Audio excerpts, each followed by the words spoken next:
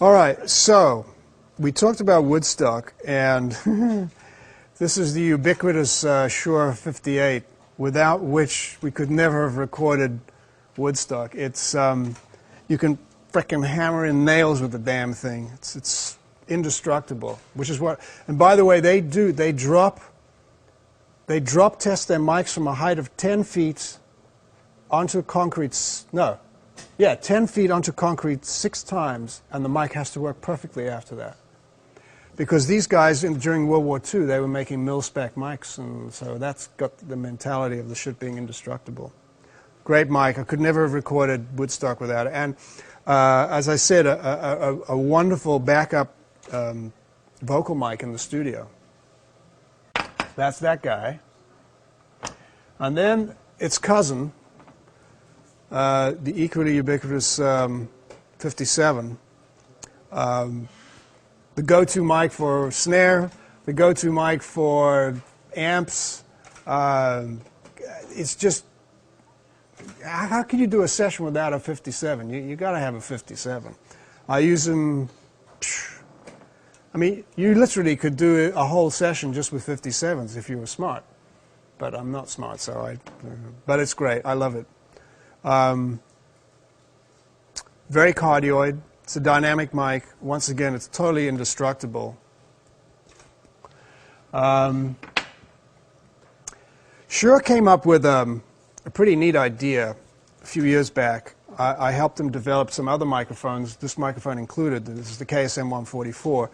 But what they were trying to do was to come up with something that would take the impact of a bass drum and low-frequency stuff like a bass amp. And they came up with this very robust dynamic microphone called the Beta 52.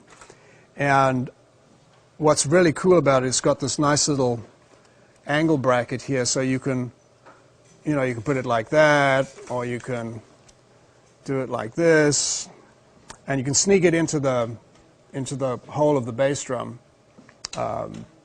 And it doesn't overload. That's the cool thing. And I use this in combination with SM91 and this on the outside of the bass drum. It's a great mic. Very good for bass amps and bass drum.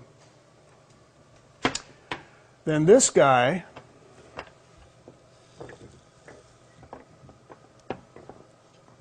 this is a very nice microphone that I'll just take apart here.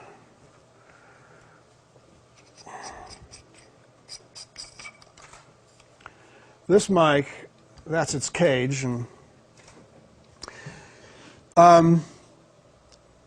geez, I can't even remember how many years ago, but I worked with Shure to develop this microphone. First of all, it was called the KSM 32. This is the KSM 44. The KSM 32 is the slightly junior version of this, double capsule. The 32 is fixed, it's cardioid. Whereas the 44, we wanted to expand the top end and expand the bottom end and also give it the ability to switch between omni, cardioid, and figure of eights. And the back of it, it has 3 roll-off positions. You've got flat position, slightly less roll-off, and even more roll-off on the bottom end. And then, of course, there's a 10 dB. Now I have to put my glasses on. It's a 15 dB. Yeah, there's a 15 dB pad on the back of the mic. It's relatively inexpensive. It's around about $600-700 in the store. I've used them for years. I use them on overheads, use them on vocals. It's a great vocal mic. Room mics. Kicks ass. And actually, this KSM 32 I actually use on bass guitar. It's got a really nice,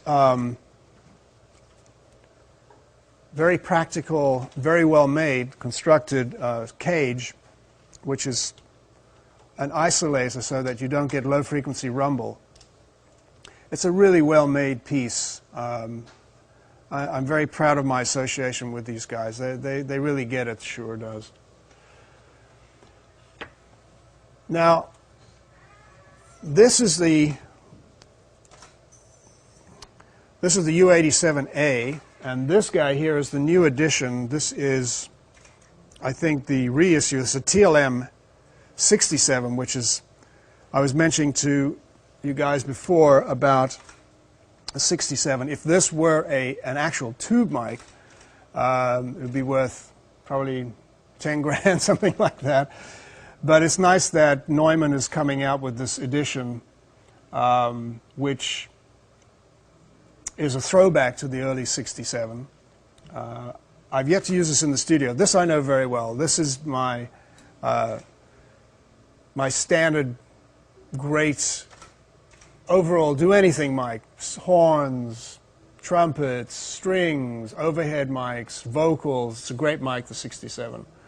But this is apparently their attempt to make this, the TLM 67, sound like the old vintage tube 67. I'd be very curious to see how this sounds. But Neumann makes, I've used Neumann's for gazillions of years, and I love their product. Now this creature,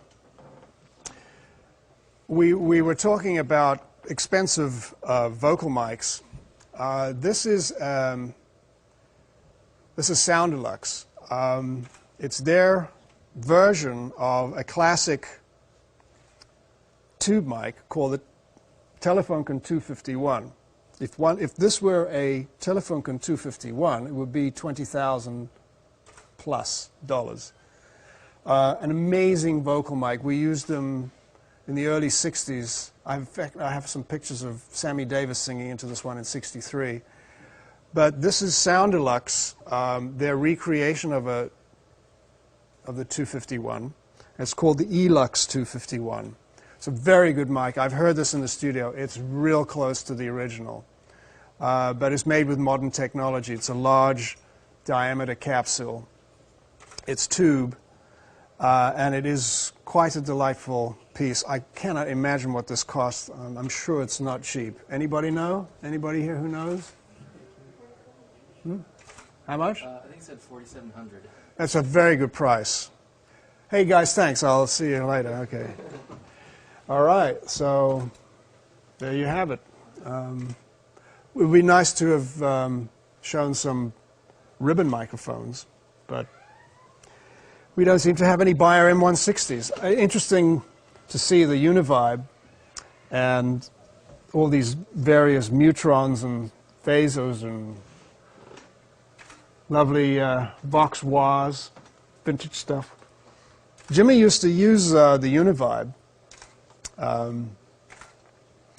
We sometimes used two of them. We would plug, we'd get a Y chord from his guitar and split it and go into two Univibes, out of two Univibes into two Marshall stacks to get the stereo effect of the sound bouncing back and forth. It's pretty cool.